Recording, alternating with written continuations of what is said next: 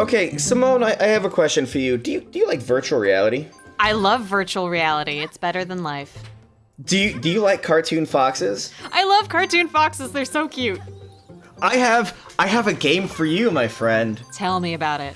And it's called Lucky's Tale, and it's a cartoon fox in virtual reality. Ah! This game is so cute. It's so exciting. So you played this game on the Oculus Rift, right? Yeah, and this is one of the games that you get for free with your Oculus Rift. It is a pack-in title with Eve Valkyrie, which is kind of an interesting combination of games. And we were actually a few other people and I were having a conversation on Twitter where people are like, there's so much Oculus Rift content that's aimed at little kids, and little kids aren't under the age of 13 aren't even supposed to be in virtual reality. Is that true? And it's like, yeah, you're supposed to be very careful with young children in virtual reality because we don't know if it will hurt their eyes or their tiny developing brains. Of course. But the thing with Lucky's Tale is that, like, everyone I've showed it to, everyone I've let try it, and my kids do love the game. But this is the Disney film of virtual reality games. This is for everyone, right? Like, I don't think you had a chance to play it at our home office, and you weren't sitting here thinking, "Oh, I'm playing a kid's game," right? Oh God, no. No, I was actually crying all over the inside of the Rift because it's just so cute. But aside from that, it is really fun. Like, if you are a fan of classic platformers, it takes all those elements in a way that is really, it's full of love, I think, is what I feel when I play this game. Like, somebody made this game loving classic platformers and wanting to recreate that experience, but really adding something new with the Rift support, where you kind of are always conscious of where Lucky is, but you can look around like you're doing here and see the world that he's moving through. And it was just a really, really cool experience.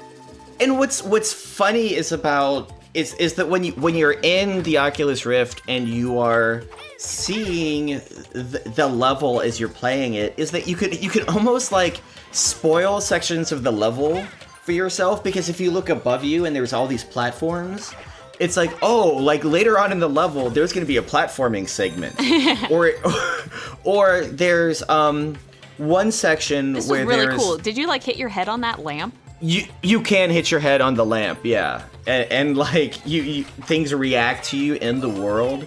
So if you lean in and like look at some of the little bugs, they'll fly up to your face, and like Lucky himself will like make faces at you if you're staring at him and leaning close. That's my favorite thing in the world. Like, that's one thing I love about Media Molecule games is when the characters interact with you, like in Tearaway. So that immediately had me shrieking like a loving banshee. And there is a little bit of like pastiche to this, where there are things like with the Mario games where if you hit the clocks, you have X amount of time to get all the different colored coins, and then you can collect things. There are 100 coins and you get an extra life. But it's all Playful, which is the developer of the game. They're super aware of not just what your head can do in the space, so that characters will react to you if you're staring at them, or you can kind of hit your head on things. But they mix that with how the camera moves. So if you're going above something, it like kind of moves the camera in such a way that you're very aware that you're high up. Interesting. Or like really big jumps, it feels like the stakes are a lot higher. Now watch this.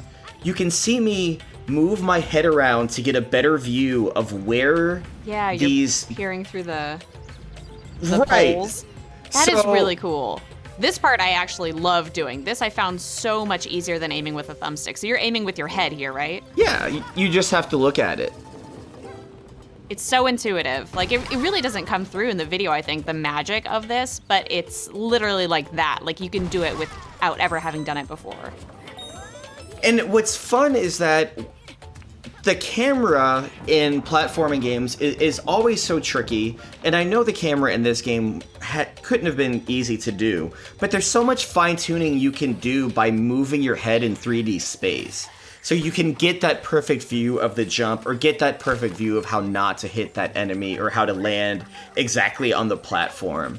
So there's so much to being able to move the camera around using your eyeballs in 3D space that I think adds so much to the game. It really does feel magical when you're playing it in a way that it's so hard to describe in a video. Yeah, it really is. And as soon as I stopped playing it, I wanted to go right back into it. Have you played further than these first couple levels that we did here? Yeah, I have, and it's super cool. They continue to really play with what you can do in VR, and luckily everyone who has a Rift can try this. It's one of the packing games. So thank you so much for talking with me about it.